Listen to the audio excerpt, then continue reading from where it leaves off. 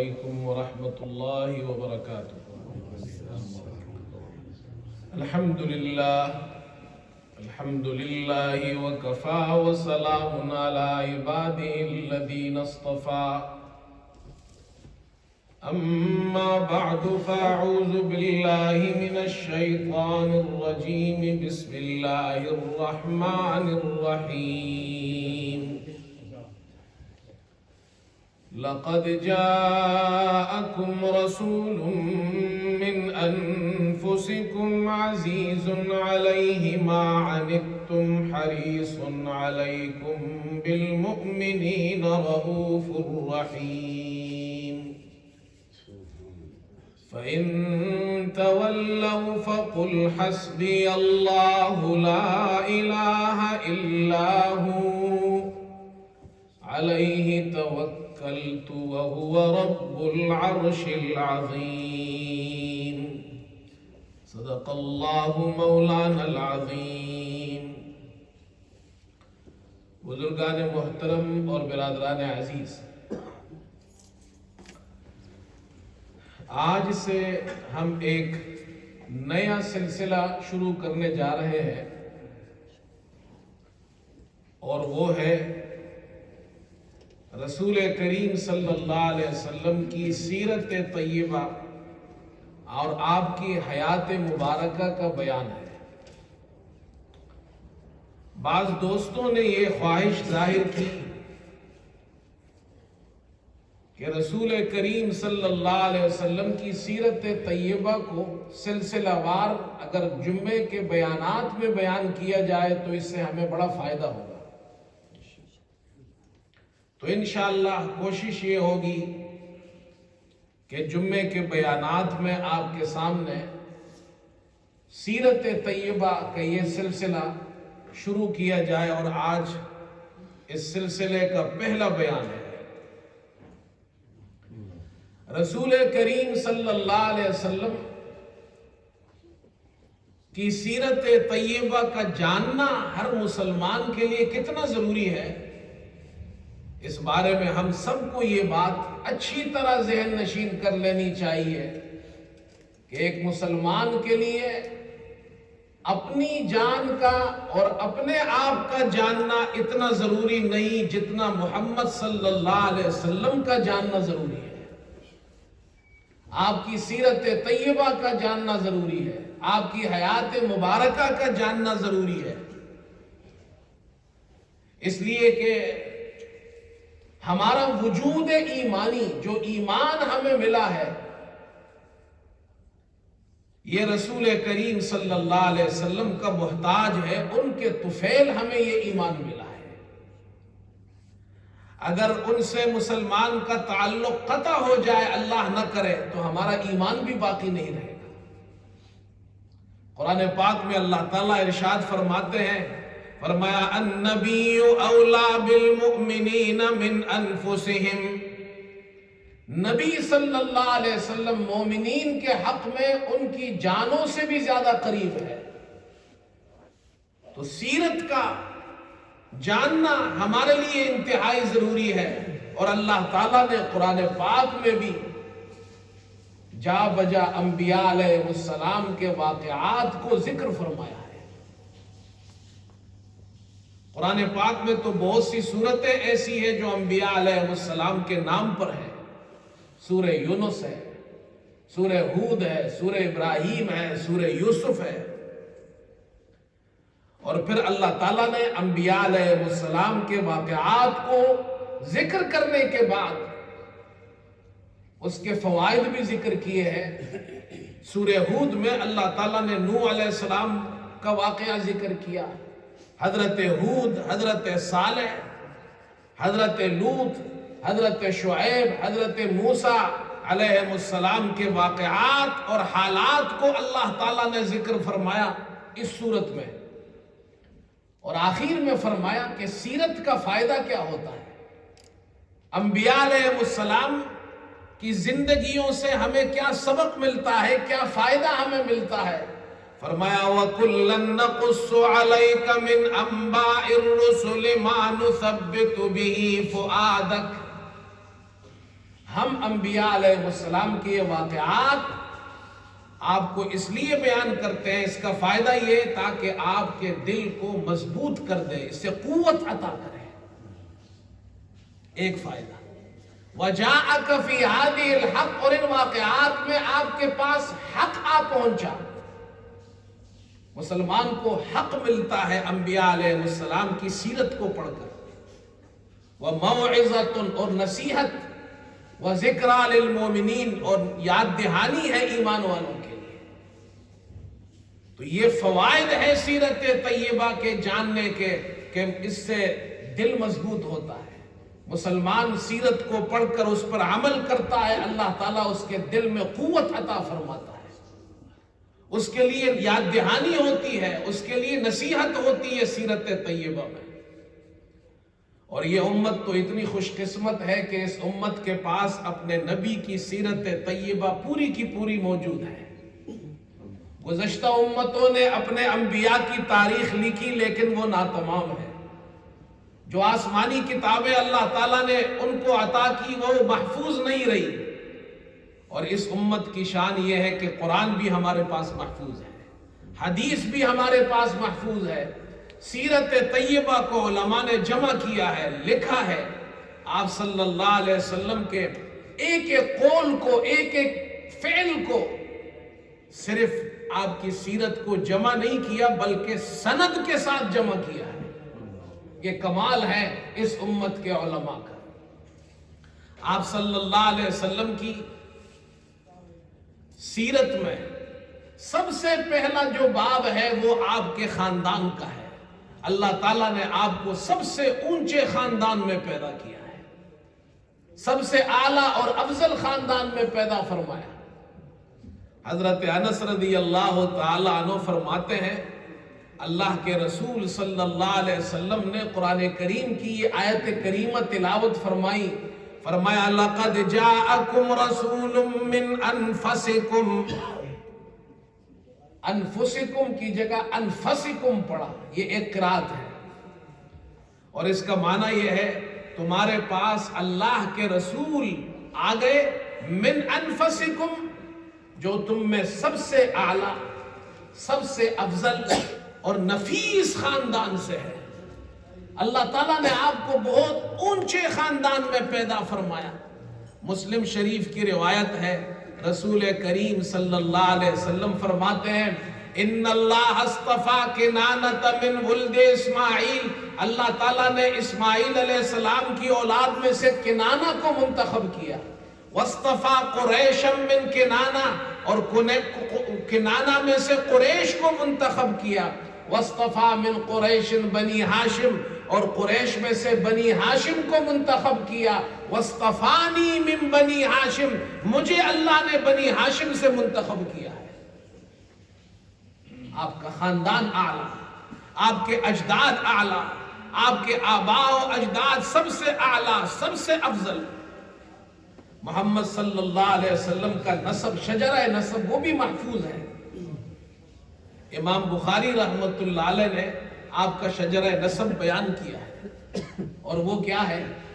محمد بن عبداللہ بن عبد المطلب بن ہاشم بن عبد مناف بن قصی بن club بن مرہ بن کعب بن لوئی بن غالب بن فہر بن مالک بن نضر بن کنانہ بن خزیمہ بن مدرکہ بن الیاس اور بن mother بن نزار بن معد بن عدنان، یہاں تک بیان کیا۔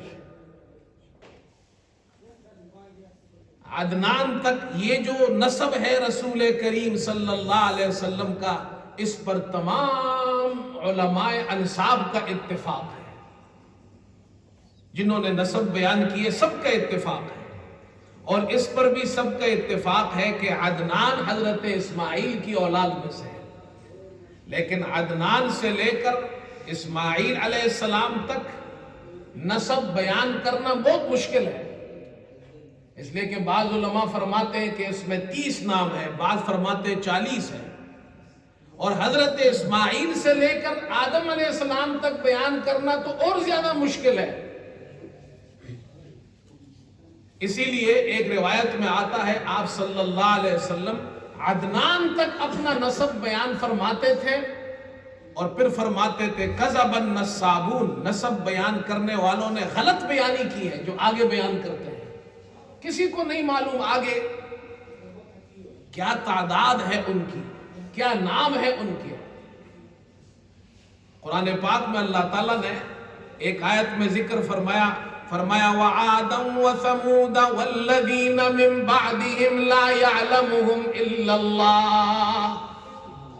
عاد، قوم عاد اور قوم ثمود اور جو ان کے بعد لوگ آئے ہیں، لا يعلمهم الا اللہ، ان کے بارے میں صرف اللہ کو علم ہے، کسی اور کو علم نہیں ہے.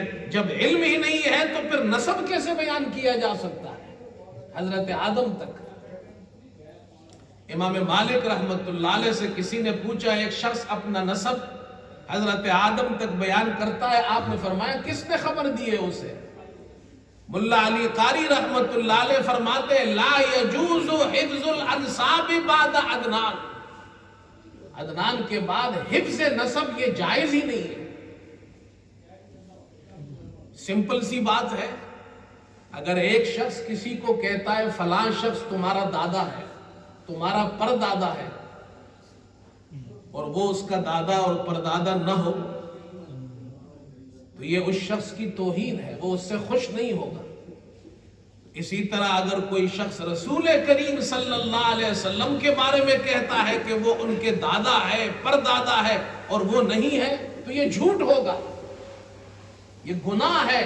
اس لیے عدنان تک نسب بیان کیا جاتا ہے، یہی محفوظ ہے. اس سے آگے اللہ لا یعلمہم الا اللہ، قرآن نے فیصلہ کر دیا ہے اللہ ہی جانتا ہے، کسی اور کو اس کا علم نہیں ہے.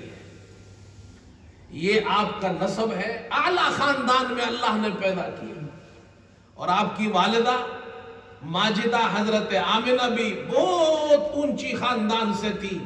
محمد صلی اللہ علیہ وسلم بن آمنہ بنت وہب بن عبد مناف بن کلاب بن مرہ، یہ مرہ پر پہنچ کر آپ کا ننیالی اور ددیالی نسب آپس میں مل جاتا ہے. یہ جو نسب ہے حضور صلی اللہ علیہ وسلم کا، اس میں جتنے بھی نام ہیں یہ سب بڑے لوگ گزرے ہیں اور علماء نے ان کی تاریخ بیان کی ہے. میں ان سب کا بیان تو نہیں کر سکتا، البتہ ان میں سے 4 بڑے لوگوں کا بیان کرنا چاہتا ہوں. ایک آپ صلی اللہ علیہ وسلم کے والد ماجد حضرت عبداللہ ہے، ایک آپ کے دادا حضرت عبد المطلب ہے، اور ایک حضرت عبد المطلب کے والد ہاشم ہے، اور ایک ہاشم کے دادا قصی ہے. قصی یہ آپ صلی اللہ علیہ وسلم کے جد امجد گزرے ہیں اور یہ بہت بڑی شخصیت ہے.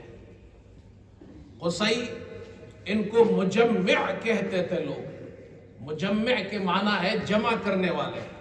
قصی پہلے شخص تھے جنہوں نے قبیلہ قریش کو مکہ کے دامن میں جمع کیا. اچھا ایک بات یہ بھی سمجھ لے، آپ صلی اللہ علیہ وسلم کے قبیلے کو قریش کہتے ہیں، آپ نے نام سنا ہوگا. اور قریش کو قریش کیوں کہتے ہیں؟ اور قریش عرب کے اندر جتنے بھی قبائل تھے ان میں سب سے ممتاز قبیلہ تھا، سب ان کا احترام کرتے تھے. اور قریش کو قریش کہنے کی وجہ یہ تھی، عبداللہ ابن عباس رضی اللہ عنہما فرماتے کسی نے ان سے پوچھا قریش کو قریش کیوں کہتے ہیں؟ کہا قریش سمندر میں ایک جانور ہے، بڑا جانور جو چھوٹے جانوروں کو کھا جاتا ہے، بڑا طاقتور ہے. قریش کو اسی لیے قریش کہتے ہیں، یہ بھی بڑا طاقتور قبیلہ ہے. فرمایا کہ آپ کے پاس کوئی دلیل ہے؟ تو حضرت عبداللہ ابن عباس نے یہ اشعار پڑھے.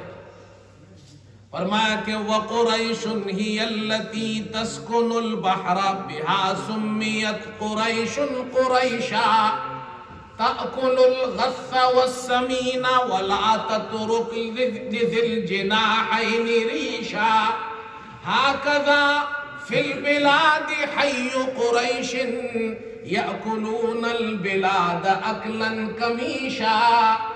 یہ اشعار پڑھے. قریش کو قریش اس لیے کہتے ہیں کہ یہ ایک بحری جانور ہے جو چھوٹے بڑے جانوروں کو کھا جاتا ہے، پر تک نہیں چھوڑتا ان کے. اسی طرح قریش ایسا بہادر قبیلہ ہے جو تمام شہروں کو سرعت کے ساتھ کھا جاتا ہے. اگر کسی کے ساتھ جنگ ہو تو یہ قبیلہ غالب آتا ہے. تو قصی جو تھے وہ پہلی شخصیت تھے جنہوں نے قریش کو مکے کی دامن میں جمع کیا. اس سے پہلے یہ لوگ متفرق تھے. کوئی پہاڑ میں رہتا تھا، کوئی گھاٹی میں رہتا تھا، کوئی صحرا میں رہتا تھا. آپ نے اپنے خاندان، اپنے قبیلے کو، قریش کو مکے کی دامن میں جمع کیا. اس لیے آپ کا نام پڑ گیا مجمع. دوسرا کام آپ نے یہ کیا کہ اپنے قوم اور قبیلے کے لیے ایک مجلس شورا بنائی جس کا نام ہے دار الندوہ. یہ دار الندوہ جس میں بیٹھ کر یہ مشورے کیا کرتے تھے، اپنے تمام معاملات مشورے سے حل کرتے تھے. شادی کا معاملہ ہو، نکاح کا معاملہ ہو، اور کوئی آپس میں نزاع ہو جائے، کوئی جھگڑا ہو جائے، اس کے فیصلے یہاں کیا کرتے تھے. اسی طرح جو جنگیں ہوتی تھی ان جنگوں کے مشورے اور فیصلے وہ اس دار الندوہ میں کیا کرتے تھے. جو تجارتی قافلے جاتے تھے وہ دار الندوہ سے جاتے تھے، جو آتے تھے دار الندوہ پر آتے تھے. اور قصی جو تھے وہ اپنے قوم کی بھی بڑی خدمت کرتے تھے. ان کے پاس اس وقت 4 بڑے کام تھے. بیت اللہ کی خدمت کرتے تھے، حاجیوں کی خدمت کرتے تھے، جنگوں میں جھنڈا اٹھاتے تھے، غریبوں کی مدد کیا کرتے تھے. ان کے بیٹے کا نام ہے عبد مناف اور ان کے پوتے کا نام ہے ہاشم.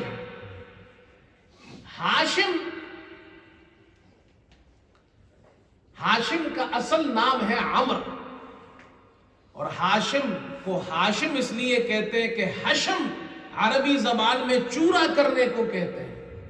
مکے میں قحط پڑ گیا، کھانے کے لیے کچھ نہیں تھا، اللہ نے آپ کو مال دولت عطا کی تھی، آپ نے سرید بنایا، اس میں روٹی چورا چورا کی، اور عمدہ کھانا قحط کے موقع پر اپنی قوم کو، مکے کے لوگوں کو، سب کو کھلایا. آپ کا نام پڑ گیا ہاشم. اور اسی وجہ سے آپ کے رسول کریم صلی اللہ علیہ وسلم کے خاندان کو بنی ہاشم کہتے ہیں. یہ ہاشم تھے، اور ہاشم بڑے اچھے لیڈر تھے. انہوں نے اپنے قوم کے لیے بڑے کارنامے انجام دیے. ایک کارنامہ یہ انجام دیا جس کا ذکر اللہ نے قرآن میں بھی کیا ہے. قریش کے لیے ان کا کارنامہ یہ تھا کہ اپنی قوم کو معاشی طور پر مضبوط کرنے کے لیے انہوں نے سال میں 2 تجارتی اسفار کا سلسلہ جاری کیا.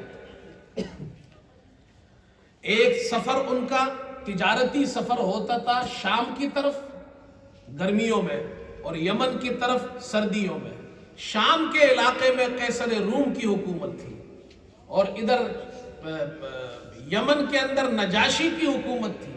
حکومتوں سے معاہدات کیے، راستے کا امن ان سے حاصل کیا. تو یہ 2 سفر کیا کرتے تھے، ایک سردی اور ایک گرمی کا.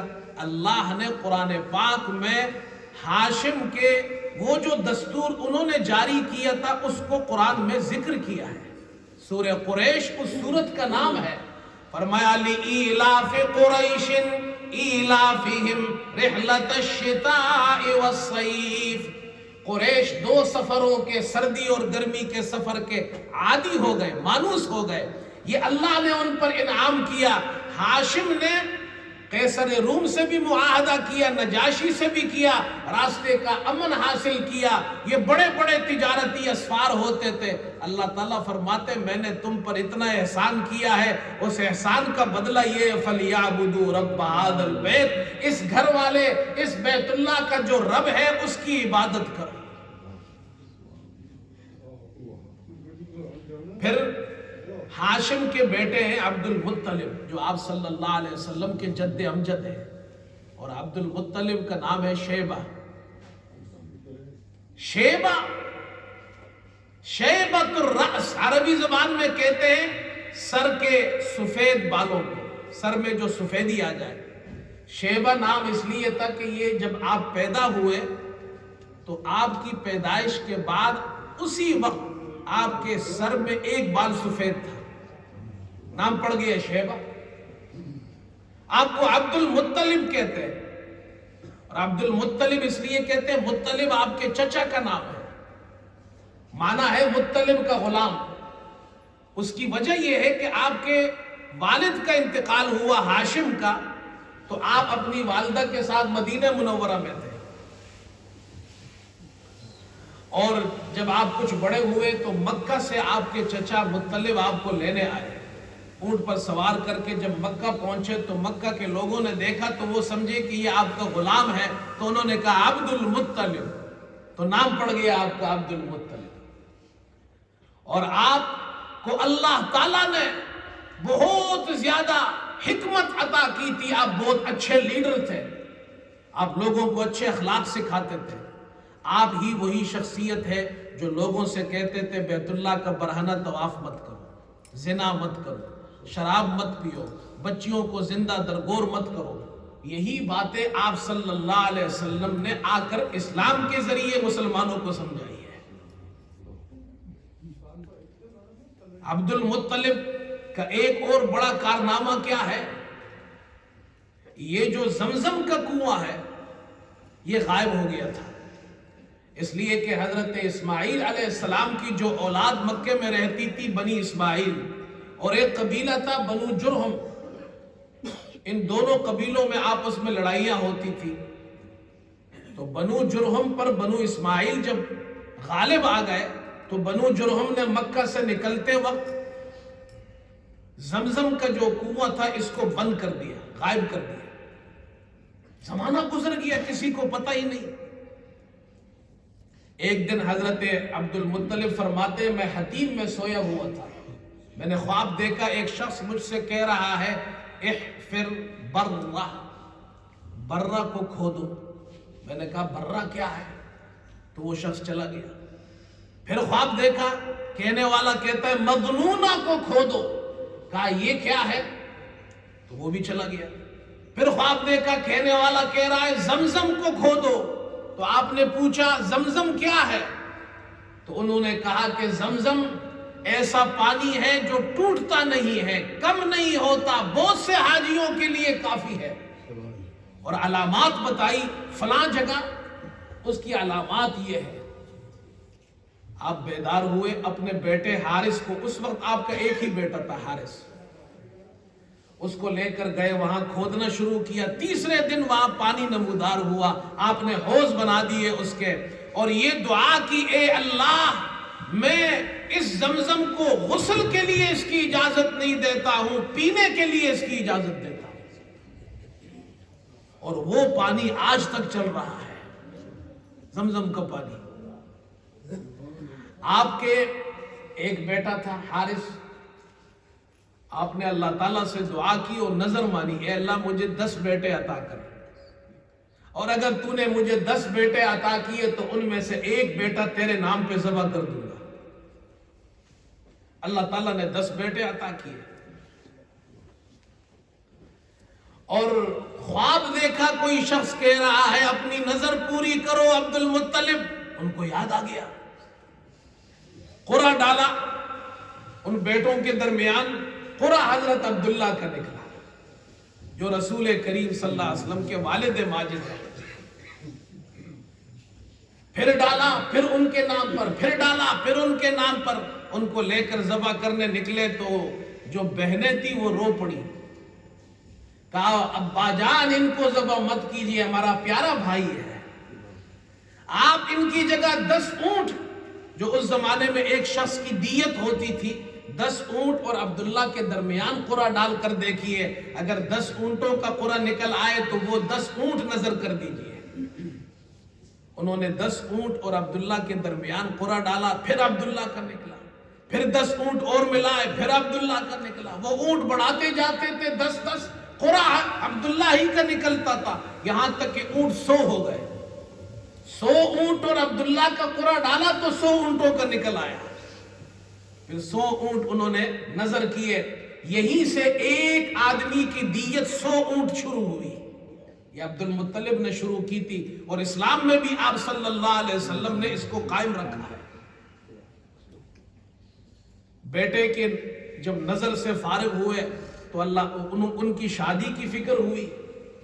حضرت معاویہ رضی اللہ عنہ فرماتے ایک اعرابی آیا اور اس نے حضور صلی اللہ علیہ وسلم سے کہا، یبن الذبیحین، 2 ذبیحوں کے بیٹے۔ تو لوگ پوچھتے تھے حضرت معاویہ سے اس کا معنی کیا ہے کہ حضور صلی اللہ علیہ وسلم کو 2 ذبیحوں کے بیٹے کیوں کہا؟ فرمایا ایک ذبیح اسماعیل تھے اور ایک ذبیح عبداللہ تھے۔ عبداللہ کی شادی والد کی خواہش ہے، تو اس وقت جو بڑا خاندان تھا وہب بن عبد مناف، ان کے یہاں رشتہ ڈالا۔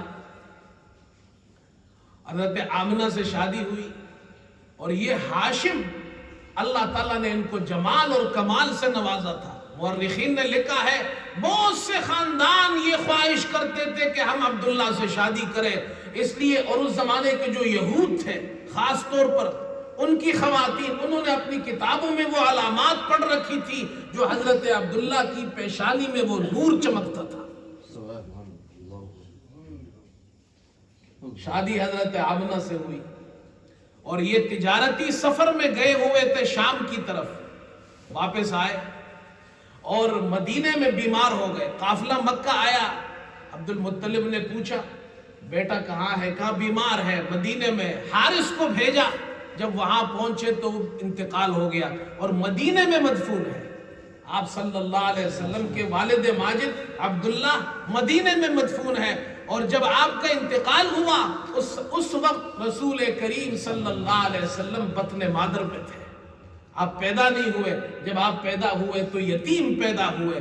بہرحال میرے دوستو، یہ مختصراً میں نے آپ صلی اللہ علیہ وسلم کے خاندان کی تاریخ آپ کے سامنے بیان کی ہے۔ انشاءاللہ اگلے جمعے پھر اس سلسلے کو جاری رکھیں گے اور آگے بیان ہوگا۔ اللہ تعالی ہم سب کو سمجھنے کی، رسول کریم صلی اللہ علیہ وسلم کو سیرت طیبہ سیکھنے کی اور اس پر عمل کی توفیق عطا فرمائے۔